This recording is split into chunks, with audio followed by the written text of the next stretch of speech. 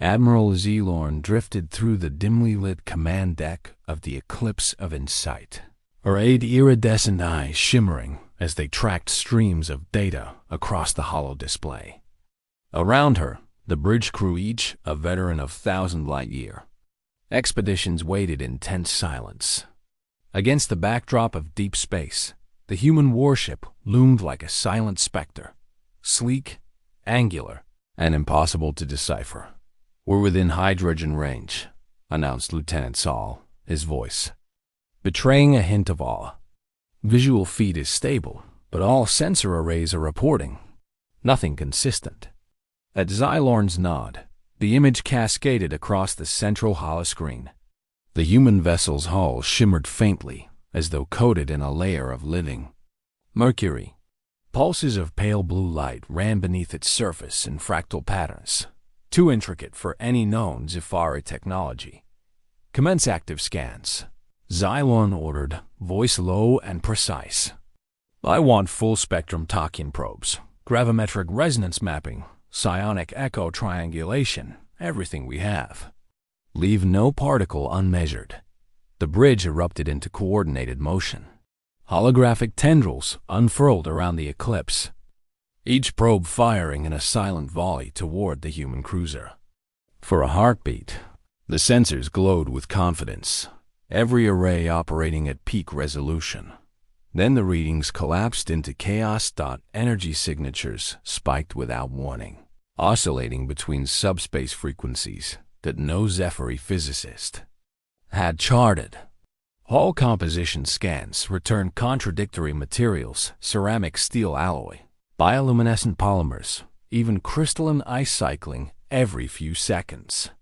Lifeform detectors screamed with phantom readings of colossal beasts, nanoscopic swarms, and momentarily empty space itself. "Impossible!" cried Chief Scientist Nerdtal, tentacles fluttering in frustration.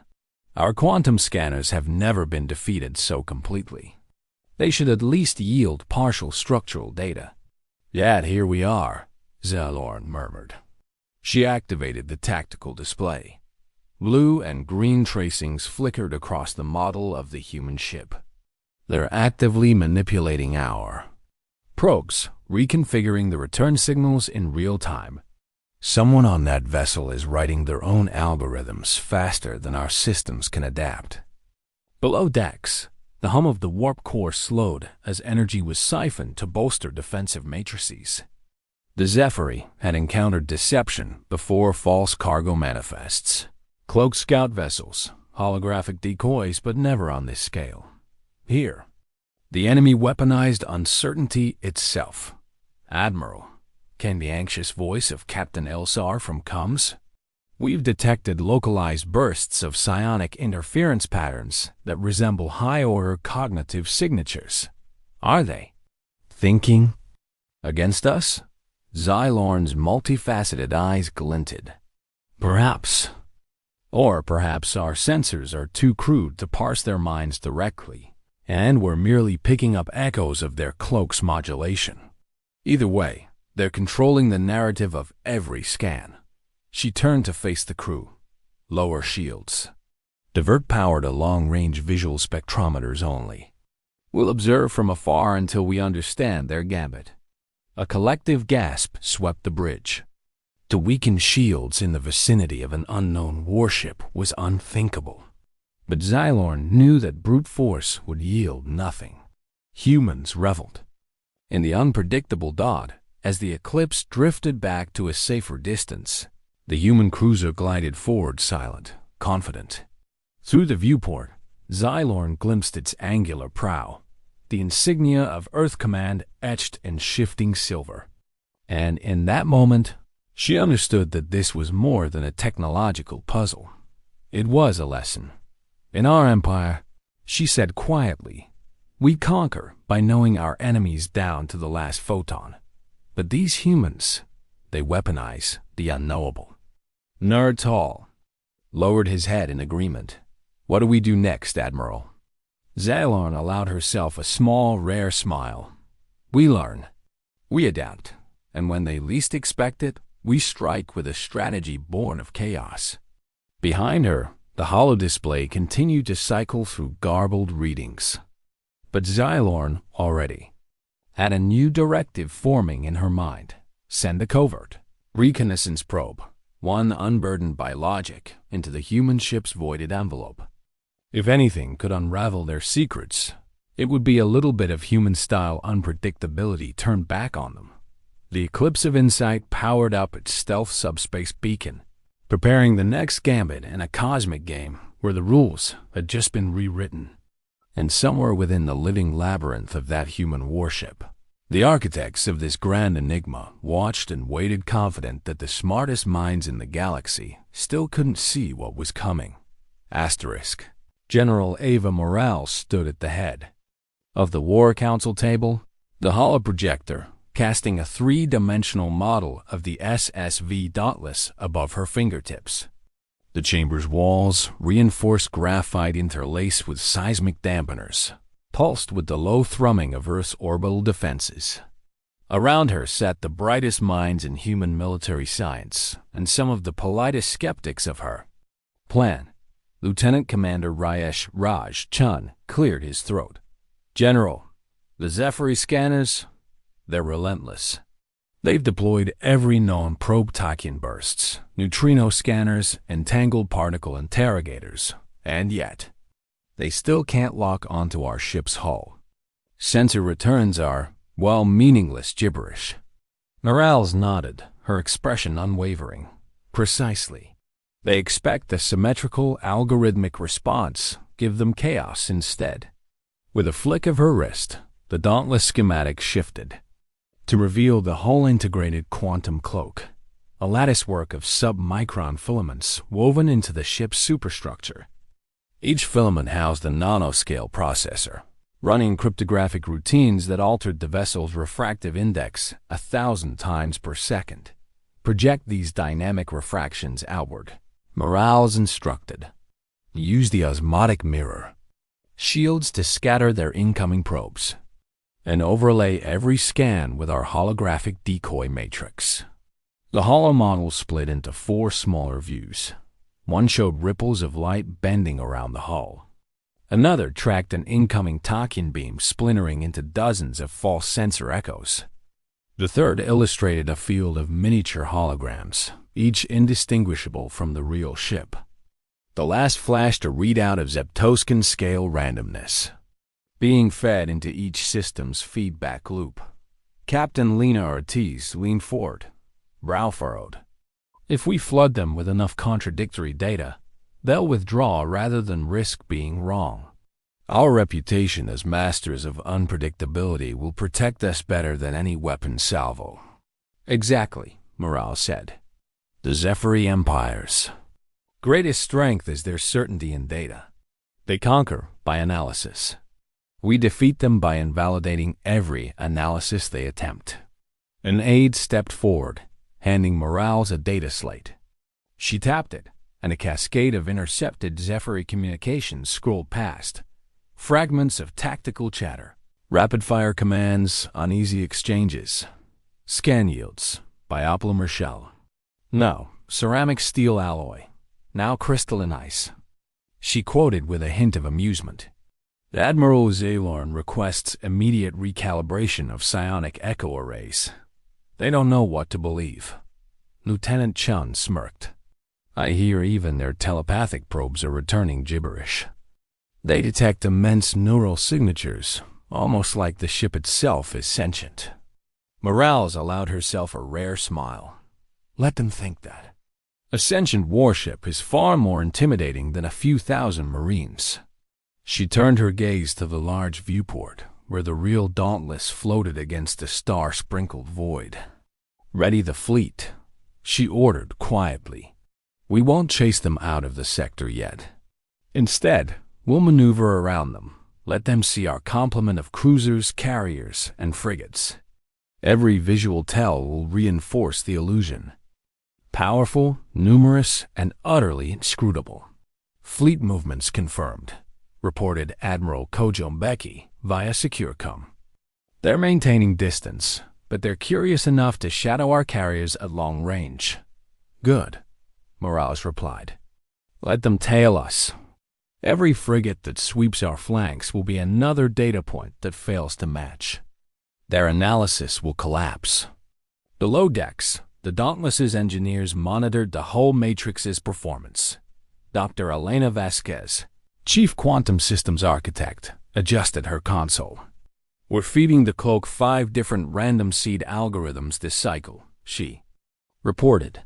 "Frequency hopping across subspace bands, too. They can't even reuse previous scan memories because the parameters reset every millisecond." "Brilliant work, Doctor," Morale said sincerely. "If they pull back entirely, they'll believe the entire human fleet is a myth." On the bridge, the holo projector suddenly splintered into a dozen tiny screens, each showing a different human ship, some scaled up to super dreadnought size, others tiny gunboats with swarming fighter escorts. The council members gasped. "That's our decoy array," Morales explained. "Only one of these is the Dauntless. Every other projection is a subspace synchronized hologram, tied into the cloak's emitter grid. Identical IR-M subspace signatures. Except in practice, they don't exist." Captain Ortiz shook her head in disbelief. "They'll never know which is real. They'll never risk closing in to find out." Morales' eyes gleamed with satisfaction. "Let the Zephyri talk amongst themselves. Let them debate which projection is the real threat. While they argue, we'll chart new warp corridors, secure alliances with the Levar collectives, and expand Earth's sphere of influence. Our true weapon is always momentum." As the War Council adjourned, Morales allowed herself a final thought. The greatest victories need not be won with guns. Sometimes the most devastating strike is the one the enemy never understands until it's already lost.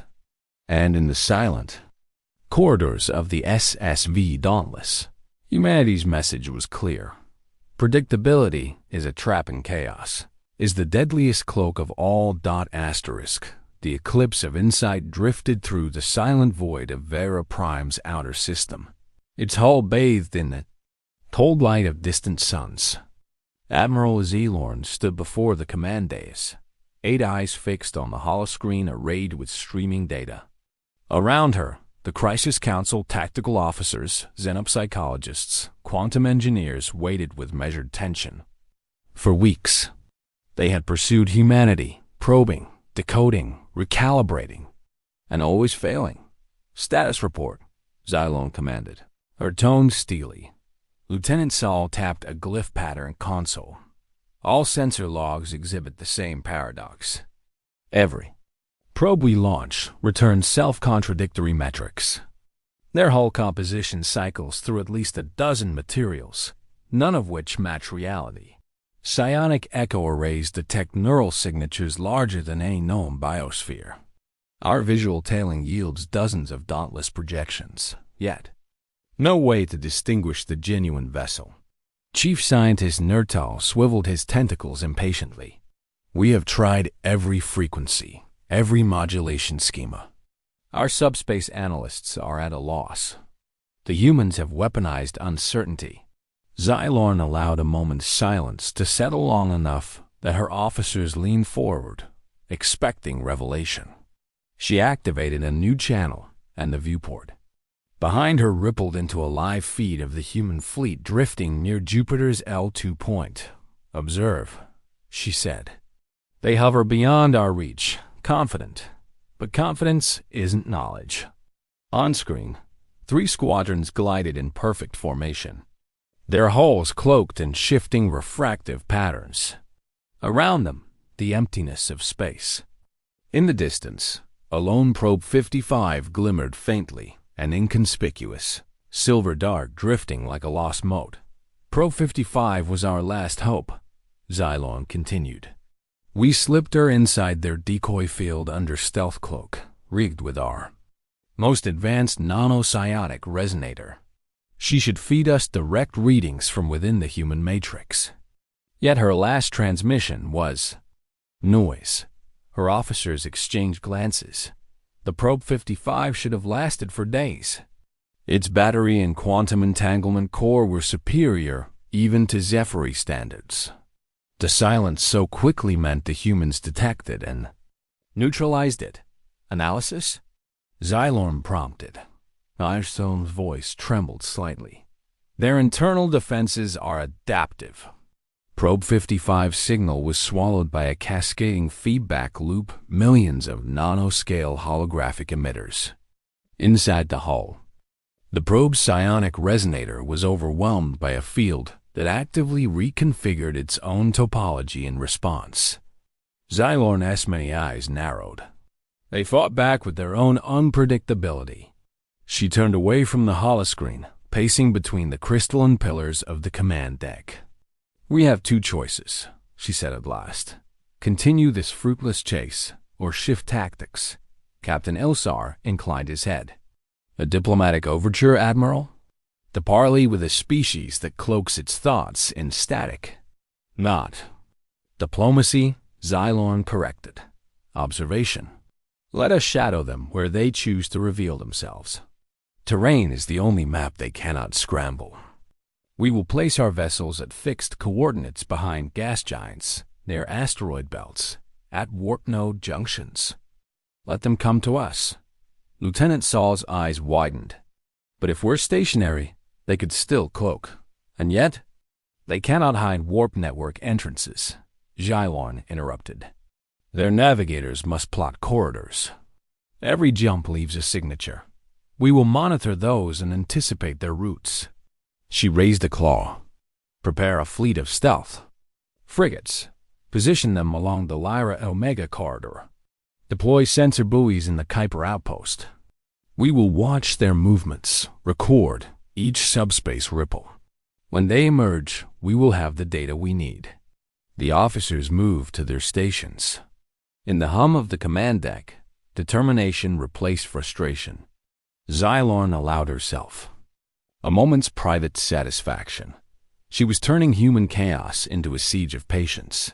2 solar rotations later, the first warp flare rippled through the Lyra Omega corridor.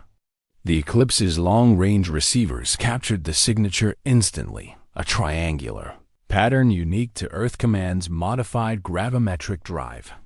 Within seconds, stealth frigates scattered to intercept. "Visual confirmed," reported Captain Ilsar. "They've emerged behind the Andrus belt." On the tactical holoscreen, faint silhouettes of 3 human vessels traced elegant curves between asteroids. Their hulls still shimmered with refractive cryptography, but this time, Xylorn's sensors cut through the mirage. The humans' jump engines registered at precise subspace coordinates. Gravimetric arrays triangulated their true mass distribution. Psionic probes filtered out synthetic noise. Shield profiles match a ceramic titanium composite, reinforced with biothane. "We've," Nautal announced. "Crew size estimated at 600 souls. Weapons loadout. Dual-phase plasma batteries, 4 torpedo bays." Xylorn allowed the data to settle. For the first time, she saw the human warship as it truly was, stripped of its self-crafted illusions, and she felt the thrill of possibility analyzing the once unknowable. "Excellent," she said. "Lock this signature into the fleet grid. From now on, any attempt to cloak or scramble subspace near these coordinates will be traced. Humans, you may wield unpredictability, but we will learn its patterns with time." She turned to the viewport and watched the distant human ships fade into the asteroid field shadows. "Let them think they elude us," she murmured. "It is their greatest advantage. Yet every rule, however fluid, leaves tributaries. We will chart them all." In the endless dark, 2 species danced the same cosmic waltz, one cloaking in chaos, the other unveiling order from the void. And as the eclipse of insight plotted its course, the galaxy held its breath, wondering which force would prevail when the final move was made.